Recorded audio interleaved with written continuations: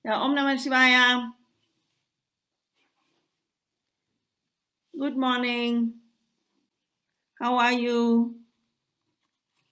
Good morning, good afternoon, good evening.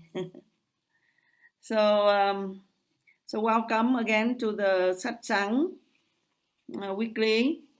So the topic of today is quite important topic. Actually, it is an essential understanding that you need to have in order for you to understand about yoga. Why yoga is the way how it is. What is all the system of yoga teaching. And so it's a topic of desire, how the concept of desire you need to understand very well. Because from that, then you understand the system of teaching. The concept of desire go to the root of the yoga philosophy. Okay. So desire in Sanskrit, you can say it's a vasana. Okay, vasana. A vasana is like an expectation or a thought that comes from memory. Okay, it is a subtle desire that is hidden in the mind. A vasana is a mental imprint. It's a wave in the mind lake. It brings attraction and attachment for objects. And then, because the attachment is there, so bondage. It causes the restlessness of the mind. Once you have this vasana or that thought, that desire, once it's manifested, there is a connection between the mind and the object of desire. So when the thought is there, it's like it's glued to the object until the mind gets it and enjoy it. So the mind will get restless until it is satisfied. Okay? So that's why we need to prevent this to happen. All yoga philosophy is like this. Because the moment you get the desire, then you have to run after it. It's a lot of energy. And then, because of the mind get used to that running after object of desire for this satisfaction of desire that is lasting very short time. And then after it get used to it, so it can run after other desire. So that's why we say the desire is insatiable, because you satisfy one desire, another one comes. Satisfy one desire, another comes. Because the mind gets used to it. Because desire is the nature of the mind itself. The mind all the time is moving. And why the mind is moving? Because it cannot stay rested in its own true nature. So you cannot see the self, you cannot see the Atman. So therefore it moves, it projects different objects, and then you run after it, and then when you get it, the mind stops for a moment because you get it, and then it keeps the movement again. So the mechanism of desire is like the mechanism of thought. You say, why thought? Why desire? Because you are not fulfilled, you are not stable, you are not anchored in your own true self. Therefore, the nature of the mind is to have desires. And the more the desire is there, the more the mind is up and down, the more it is restless. So some people want to suppress the desire. So what they do, sometimes they numb their mind, and sometimes they fight against their mind, but they cannot. So they are not strong enough to fight with the mind. So the description is like we are tortured. It's like that. Yeah. We are really caught in that will of desire, satisfaction of desire, another desire come like this, non-stop. Even if you can suppress the desire for some time, it manifests again. And when it manifests again, it manifests with double force sometimes when the opportunity arises. So you can imagine, so the yoga philosophy, yoga practices, and all the techniques are helping you to calm down the vasanas, calm down the desires of the mind. Then there will be no attraction, no attachment to any object. The mind become calm. It's called sama, even the mind is calm. And it's constantly you have to work with dharma, means to control the senses, sama and dharma. Sometimes the desire is very strong. It is called Trishna. That time it's called Trishna. Trishna is a desire or intense desire or craving.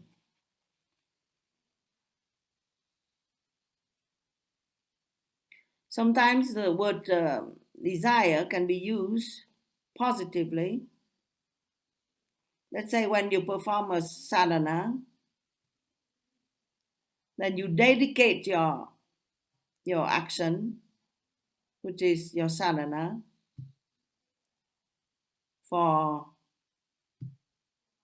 to God or for your upliftment.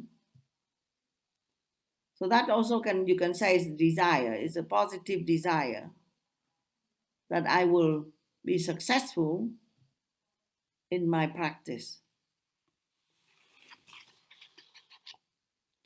So the reality of this unceasing will of desire is that we are drowning, we call it, in the ocean of samsara. So this is something that the spiritual aspirant or yoga students need to really understand this, because sometimes we have no understanding. That's why we are not so keen in finding solution. We are not understanding that we are drowning in that ocean of samsara, of suffering, that wheel of suffering, that ocean of samsara, that all the religions talk about. The unceasing wheel of birth and death and suffering.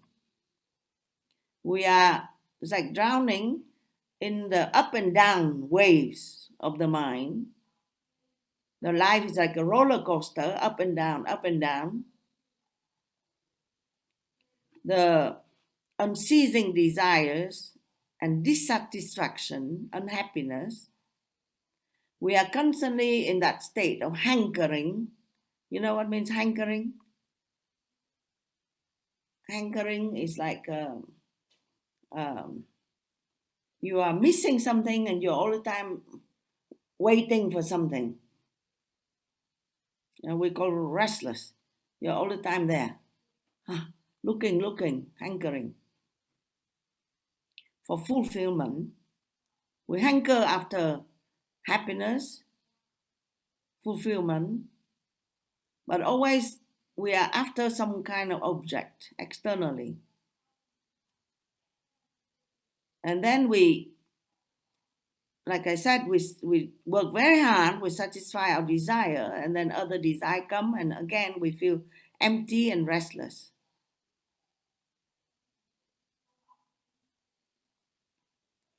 And then sometimes something give us some kind of satisfaction, and we get attached to it. Okay? The phenomena of attachment. We cannot release that thought. But that will bring about, again, suffering, because all these objects are changing. We are seeking for the happiness in the external, in the sensual. It's our emotions that are temporarily satisfied, but then our emotion get restless again.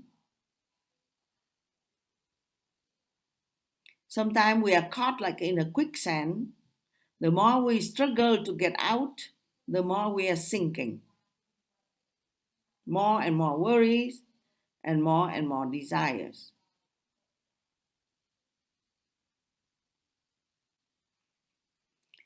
So therefore, all these wise people of ancient times, they devised these methods.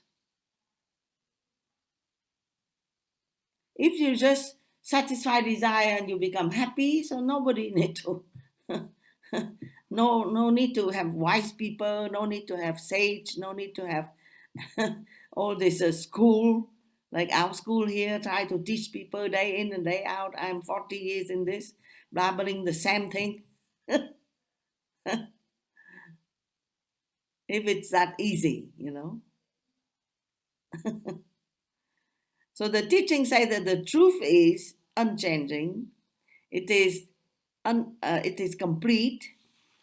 Yeah, the Atman, or the truth of yourself, is the Atman. Your true self is there, and it is desireless. It is all fulfilled. But how are we going to stay in it? How are we going to stay in our true nature, the Atman that is all fulfilled? How we keep thinking, I am existence absolute, consciousness absolute, bliss absolute? How can we remain there?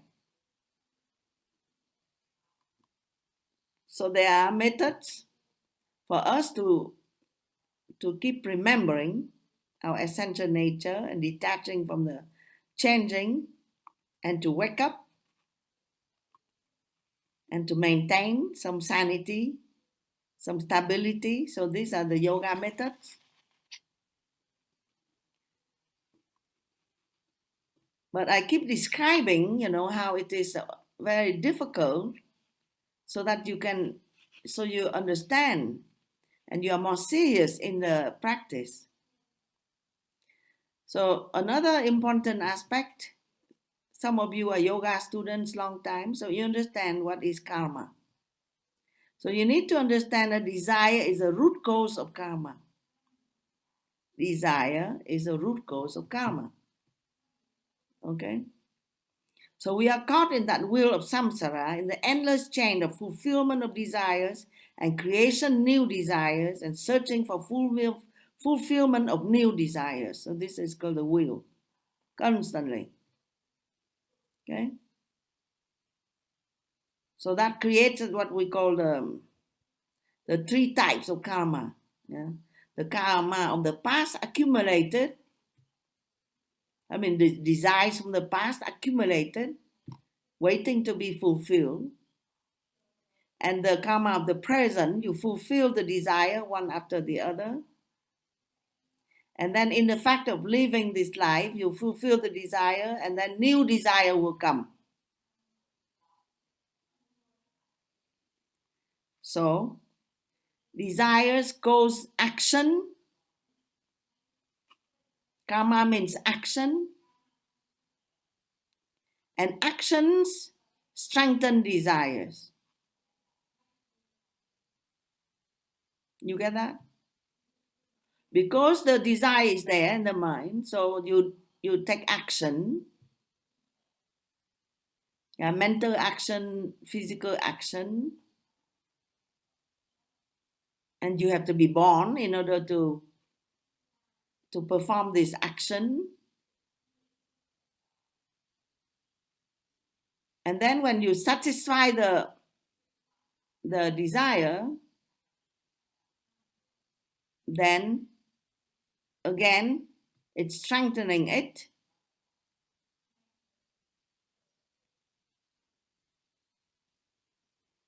So it's that's why we are caught.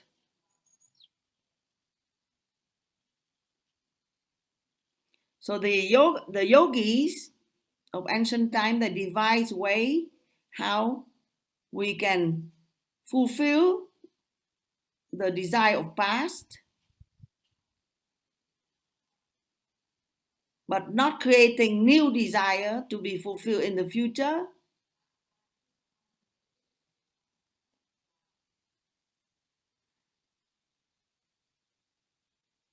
And that is the whole theory of karma and karma yoga.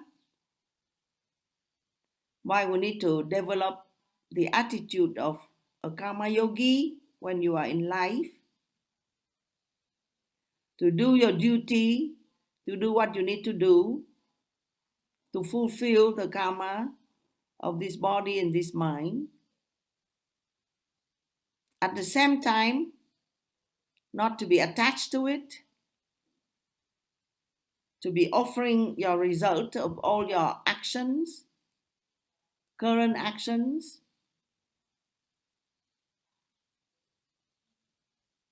and live life with this idea in mind, how to be free. How to be free from desire. How to be free from the mind up and down and projecting different ideas. So that's why the four paths of yoga come in play. Karma yoga. Karma yoga say, I do my duty and I let go of all results. I don't want anything. I just want to do my duty and I don't want anything. Bhakti yoga says, it's not my will, it's God's will. I mean, it's not my desire, it's God's desire. I'm doing this, I'm doing that, it's not my desire. I just want to have peace, that's all. It's God's desire, so I surrender. I offer everything. Raja Yoga is the method of controlling the thought waves, controlling the vritti, the thought waves in the mind. Hatha Yoga, Raja Yoga is all aiming toward that. How to bring the mind to quietness, to meditation state.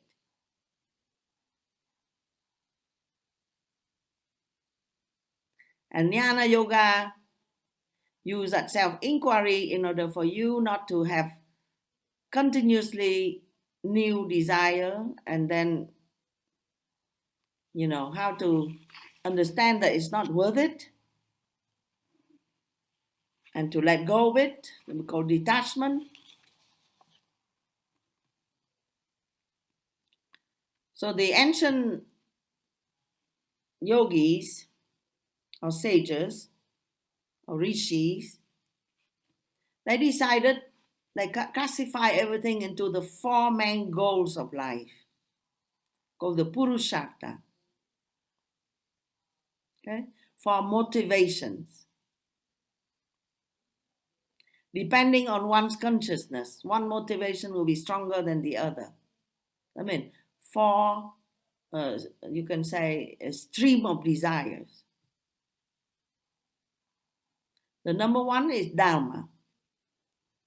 Dharma means the desire to be good and to do good.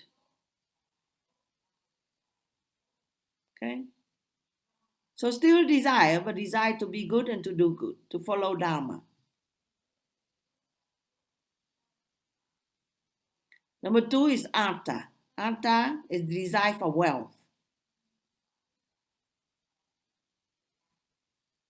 Number three is Kama. Kama is desire for enjoyment. Number four is Moksha, desire for liberation. So it's all desires.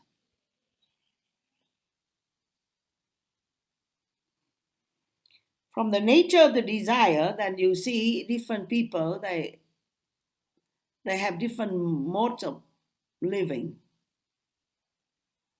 You have the people that have the desire for liberation that is very strong, then they become renunciates.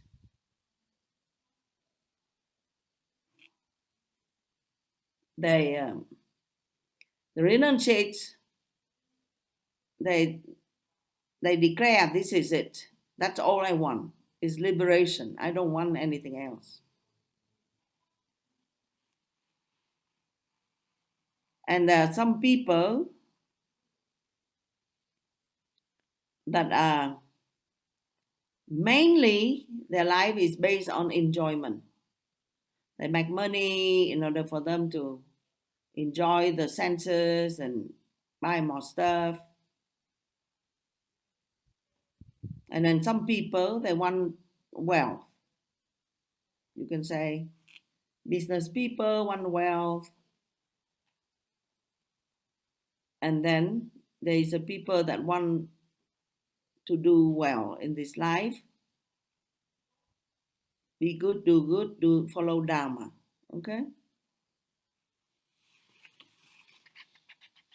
So in yoga and the Vedic sciences that come from the Vedas, including the Vedic astrology, the Jyotish science, they help us to understand, by giving us this description of the 12 area of karma, on the different types of desires that everyone has. So number one is the desire that comes from the attachment to the body. So you're craving for physical experience. You have desire for comforts, luxuries, and so on. The desire for money, for material support. Oftentimes we feel it's never enough. The desire for following your own idea only, not following other people's idea. Your self-will. It's also a desire. I have the desire that only follow my idea. Okay. And the desire to be happy, to love and to be loved. The desire for children, desire for intellectual fulfillment, desire to satisfy the ego kind of thing, ego impulses. We call the area of weaknesses. Yeah, there's sometimes we accumulate some bad habits and we keep going through this, and then it creates, we call enemies, deaths, and diseases. A certain tendency we cannot stop.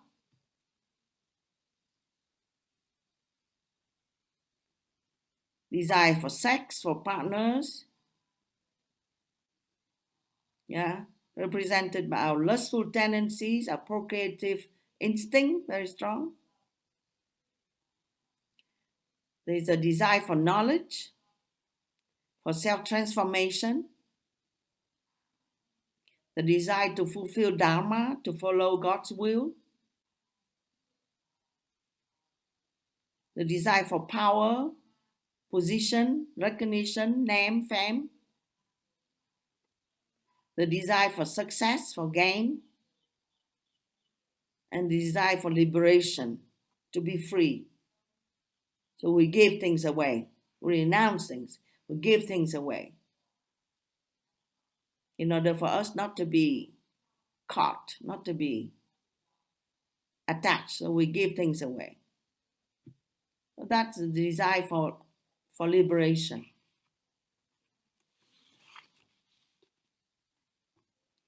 Okay, so you understand now the situation of desire, how it is all over around us, how it is the root of our life, how it is with us every moment of our life. Now, one thing you need to understand also is the relationship between the mind and the senses. The mind operates through the senses.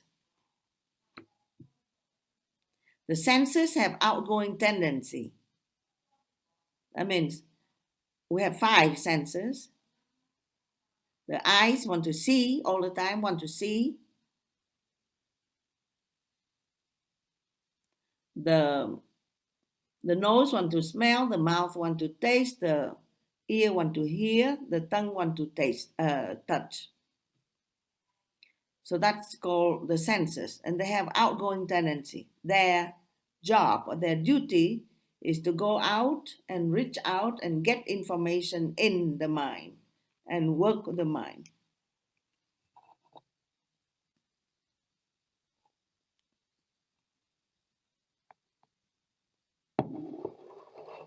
So if you want to control the senses, you need to control the mind.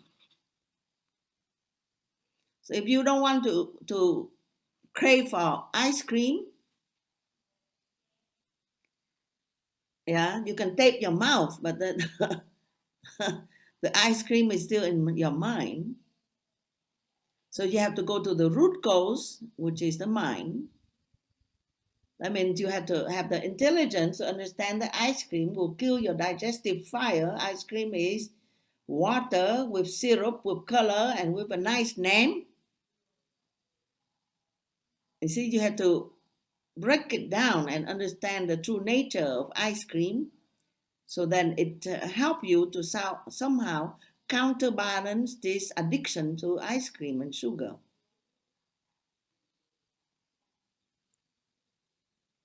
So you control the mind in order for you to control the senses. And when the senses are under control, the mind also is under control. That is a nice thing to understand. Mind and senses are interrelated. So if you live in an environment that has less sensual stimulation, yeah, then your mind most likely will be calm. Then it will not be craving different things. It will not be restless. But if you go live in an environment or you work in an environment that is all the time big noises and lights flashing and your senses are constantly being stimulated, then your mind also can never be calm. Difficult for your mind to be calm. So difficult for you to see the self.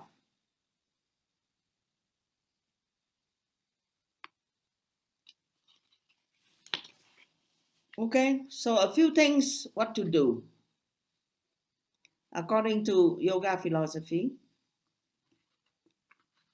to alleviate our situation and bring about peace of mind and bring about some kind of realization and happiness. This is the main goal. The main desire of everybody is happiness. So number one is use your intelligence. That's what the the yogi and the Vedantin say. Use your intelligence. Use it correctly. We call the power of discrimination. I mean, endeavor to think about the true nature of the object desire. Let's say you desire, to have this lady as your girlfriend. She looks so nice, you look at her so nice, the lipsticks, color, so nice. And then you go eat in the restaurant and, romantic outing and dim light and nice food being presented. And the whole thing is so attractive, the music and she changed her voice and also very nice voice and the whole thing for your emotions. See? So at that time your emotion, go with the flow and you cannot think anything. But you need to exercise called your thinking, discrimination. It's difficult. You imagine that you pass by a ice cream parlor, the same, you know, all the different names of ice cream, and it's so tempting. So that time you cannot think anymore. You cannot think. But the yoga teaching say that you need to think. You need to develop the habit of thinking, of discrimination, to think about the defects of the object's desire. See, that's one way. You think about the defects of it. Or the ice cream, you think about how last time you had a diarrhea. You see, you try to think about it. So it's helped to throw a few doubts into your strong desire. Yeah. So if you are being mesmerized by a form, or by a lady, or by a guy, you are mesmerized and you cannot think.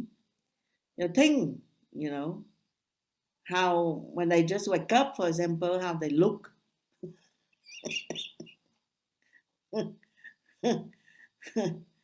Without the makeup, how they look, in their worst time, how they would look, or something like this. You have to think.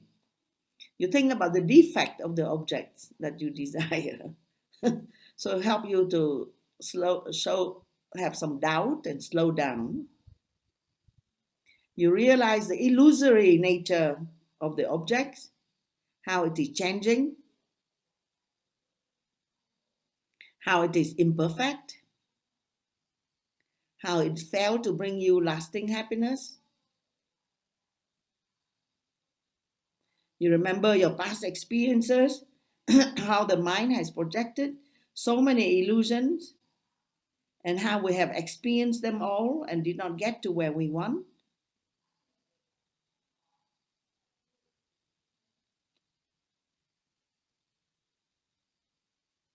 Okay, and you try to remember the teaching that says that perfection is already within when the mind is still and not projecting outside. It's like a man running after the story of the man running, and you ask him, what you running after? So tiring.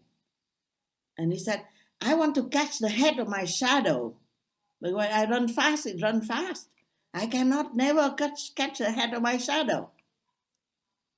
So you literally have to hold him, take a deep breath, inhale, exhale. Slow down, stop. Slowly raise your hand and touch your head. It's very easy. Slow the hand, touch your head, and then he catches the head of his shadow. Okay? So with the mind and the illusion and the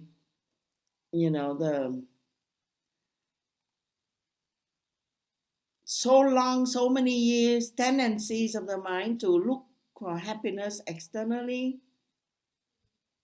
We sometimes we stop only when we have a shock. When we have a big shock, then we stop. And we say, what's happening? And we suffer sometimes, But we need to prevent this, by understanding how it works, how the mind creates the illusion to trap you, and how we have gone through lifetimes of doing this. How we have gone through lifetimes of repeating the same mistake.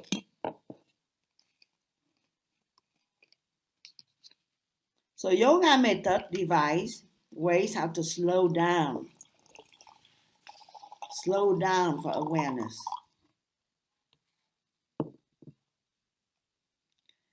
And yoga philosophy talk about detachment or dispassion,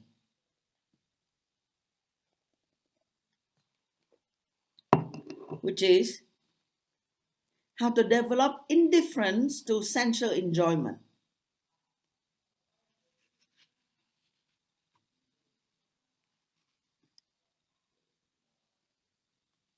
Practice of equanimity means calmness of mind, free from desires, attraction and repulsion.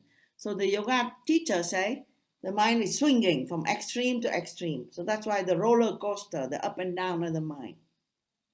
How now you control the mind to swing less.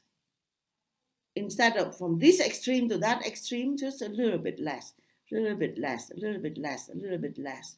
Calm it down. Called practice of equanimity. It's okay, whatever, it's okay. Control the desires, control the attraction, control the repulsion, control the swing of the mind.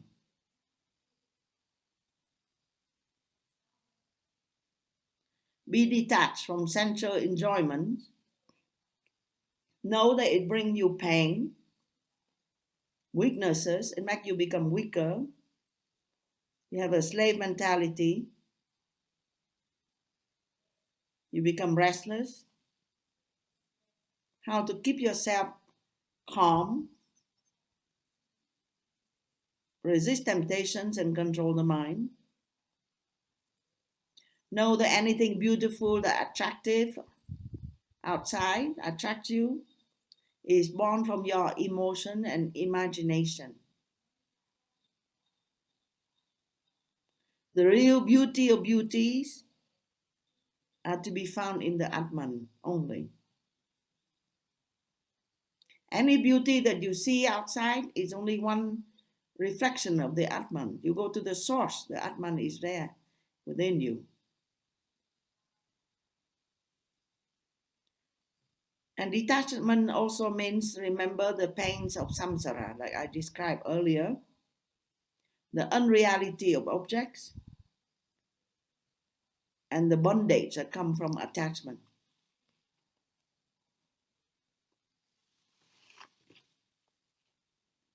So there's a concept that these wise teachers talk about, is the concept of renunciation. Renunciation does not mean don't have. But renunciation means you understand that you can be fulfilled from something higher. And you renounce this thing that your mind is habituated to think about. But you let go of it. You renounce it because you seek for something higher. So renunciation doesn't mean that you lose something. Renunciation just means that you are seeking something higher. But the strange thing is when you renounce desires, all your desires are fulfilled. Okay? Think about this. When you allow your mind to go to the source, then all desires are fulfilled. But when you get attached to peanuts or ice cream, then you cannot go to the source of happiness. So how many ice cream will fulfill you? How many ice cream will stop your restlessness? How many boyfriends? How many girlfriends? You see? Look around, how many people suffer? So aim to become a desireless person.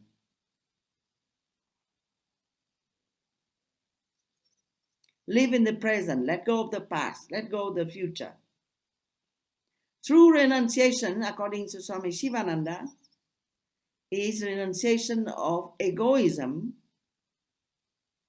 renunciation of the passions, renunciation of the desires and the vasanas. He said that the root cause of all this is the ego.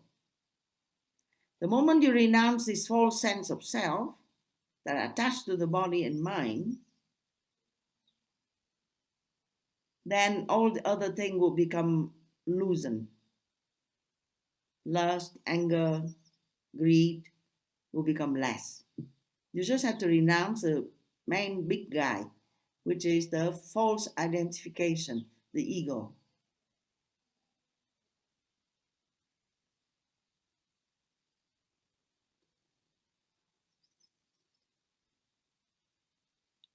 So, and he say also, Swami Sivananda, he say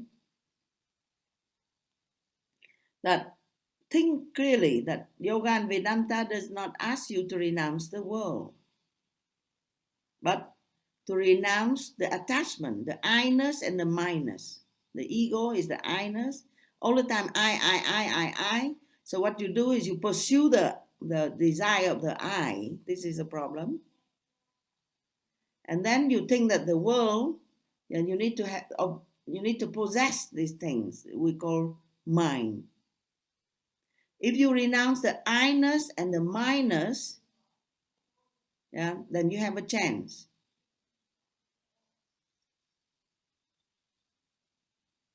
Okay? So switch the I into the we. Switch the I into thy, the divine. Switch the mind into ours. That's all you need to do. Break through the illusion of that ego that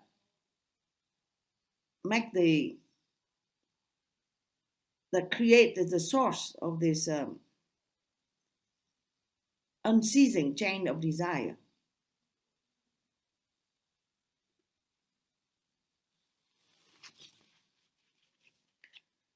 Yoga practice give you also the guidelines we call yamas and niyamas. Yeah, the abstention and the observance. The whole thing is turned around this idea of desire. So the abstention, number one is ahimsa, means non-violence, no anger, and anger comes from desire unfulfilled. If you keep controlling the anger, then you have to let go a lot. You have to let go so that you don't be angry. Then you'll be in the right direction. Satya means truthfulness, no lies.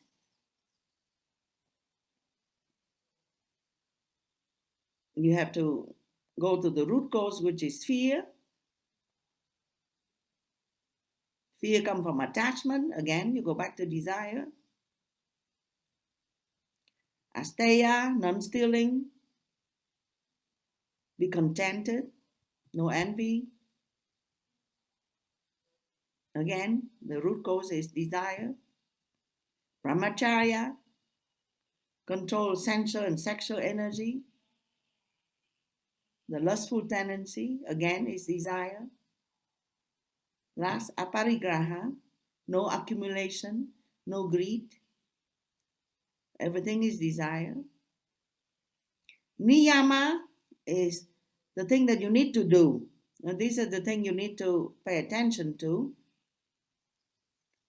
Niyama, the observances. Then you have the practice of purity, because of the impurities that make the mind full of desire. So you need to clean it, the practice of purity. The practice of contentment, santosha. I have enough, thank you, I have enough. I'm very thankful to have what I have. The practice of tapas, austerity. That means you go a little bit, the other direction of denial. I don't want this, I don't want this.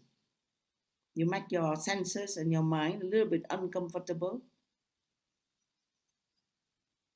Number 4, the study of scriptures, so that you can keep reminding yourself, I am the immortal Atman. I don't need anything. I am not this person that I think I am. Ishvara Pranidhana means self-surrender. I mean, I accept. Self-surrender, I let go of the I and the mind. I accept God's will. We talked about that earlier. Okay? So that is the Raja Yoga teaching. All the yogis, this is the foundation. And then the practice of the 6 virtues of the mind. Also, this comes from Vedanta. The practice of serenity, all the time keep the mind calm, control of the thoughts, the vasanas. Dhamma, control the senses, don't go wild. Uparati, turning inward, help the mind to turn inward. Titiksha, the practice of endurance during your sadhana, and when the karma hits you, when life becomes difficult, practice endurance. Don't run away. Stay there. Bear it. Shraddha, cultivation of faith. I mean, the practice of self-confidence that I will make it. And know inside of you that the practice will give result. So I keep practicing no matter what. I have faith that all is good. I have faith that all is for a reason. I have faith that I'm protected, guided, and loved. And last is samadhana, the practice of balance with attention. I never lose my concentration, my attention. I know the goal is self-realization. I fix my mind on it. I'm one-pointed on the goal of self-knowledge and not losing myself. Even in the worst situation, I don't lose myself.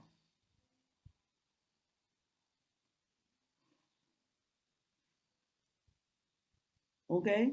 Yoga devise all the different ways to make your mind become less active, thinning out the mind through the sadhana, the self-discipline practices that you do, asana, pranayama, and through the sublimation of desires. I mean, transformation of the energy of desire, going out and going down. You transform it instead of repressing it. You transform it into something going in and going up instead of going out and going down. So meditation is the key. Japa is very wonderful. Japa practice, repetition of mantra to keep the mind focusing and loosen, the grip of the mind. Kirtan practice, sublimation of the emotions. Prayer practice means acknowledge that you are powerless.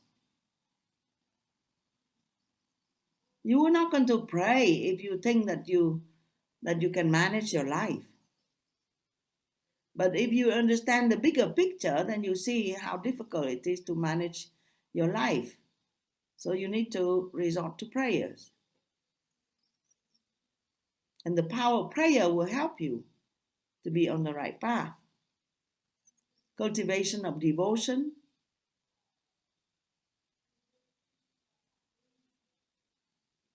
You can read more on the 6 virtues of the mind on one of my blog.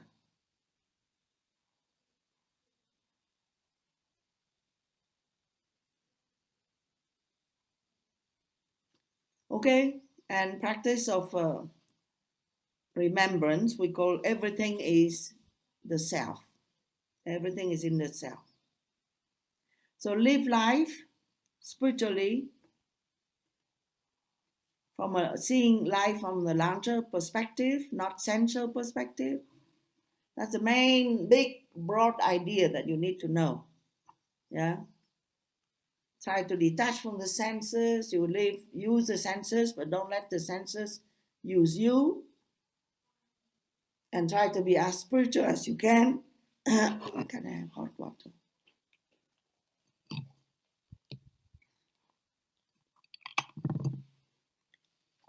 Remember, your purpose of life is not to accumulate wealth.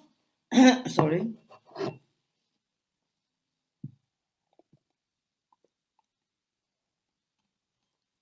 It's not to accumulate anything, but to let go and to be enjoying your own true self more. Remember your immortal spirit. You don't need anything.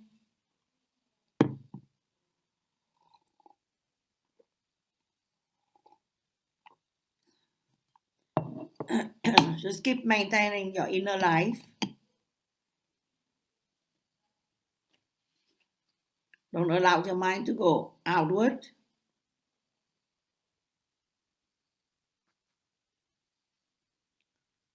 Say detach in general. It's different from not loving, but practice selfless love. It's different from losing, but it is in country gaining. When you're more detached, when you're more renunciate, when you are controlling your desire, you are actually gaining. Different from not participating in life. In fact, the control of desire helps you to live life to the fullest, but without the up and down of the emotions. So you experience better. When you have less desire, you experience better. When you're full of desires, you experience bit of things, but you are actually not experiencing.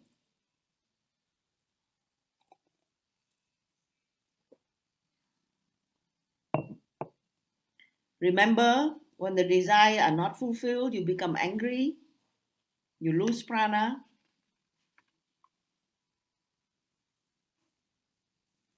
So you need to wean yourself slowly from all these desires that you have through practice.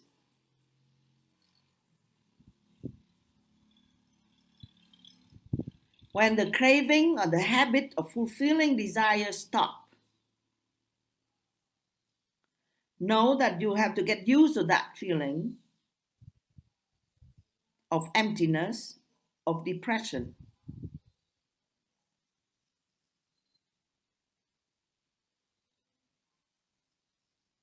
Allow yourself to be with it without reaching out to satisfy your desires again. Then eventually, if you stay calm, your inner joy will come up and fulfill that emptiness. Okay? So that's the process of self-transformation. you would have to know that when it's like somebody is addicted to drugs or to coffee. There will be a withdrawal period, and then you feel very uncomfortable during the withdrawal period. You want to reach out again, go back again into that habit and that craving. So you have to at that time be very much supported and have very clear rules and clear goal and the do and don't very clear, and try to do a lot of practices to remind you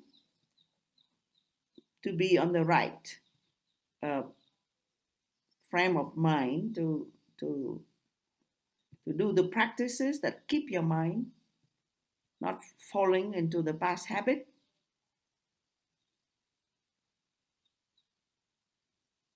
and then to accept the period of transition when you're not happy yet, you are still stuck, feeling stuck, not going back to the past habit, but not difficult to go forward. So you have to bear it and then have positive thinking, confirmation, not confirmation, conviction, strong conviction, see, that you will find what you wanted, which is the happiness that you're looking for.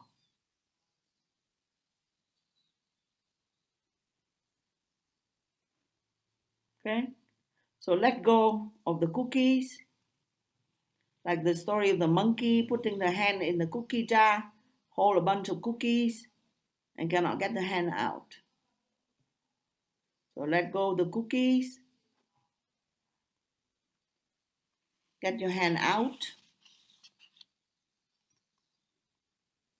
Okay, summary now. Detachment. Karma Yoga detachment. Let go of result. Offer your effort unconditionally. Bhakti Yoga. Attached to God. Follow God's will. Detach from your emotions. Raja Yoga. Detach from all thoughts. Be in the flow of consciousness. Jnana Yoga. Ask yourself, who am I? And know that the Atman is desireless. Keep your daily routine of asana because it slows down the movement and the action. It leads you to sattva. Inverted postures help to sublimate your sexual tendencies. Pranayama regulate the flow of prana to help with awareness. Japa, japa, japa, very important, the repetition of mantra. Happiness is within. Don't look for it outside, like the story of the lady looking for the needle outside of the house when she dropped it inside. Because outside seems to be more bright. The world of the senses always seems to be more attractive. The world of meditation always seems to be more complicated and dark. But the opposite, look for your happiness in the right place. Pay attention to the mind that promise fulfillment of desires externally. Okay, so that's enough. So that's the explanation of desire as the the key actually of everything, and how the yoga philosophy, yoga techniques, all these are helping you to more or less control this desire and bring you some peace. Okay, thank you. Om.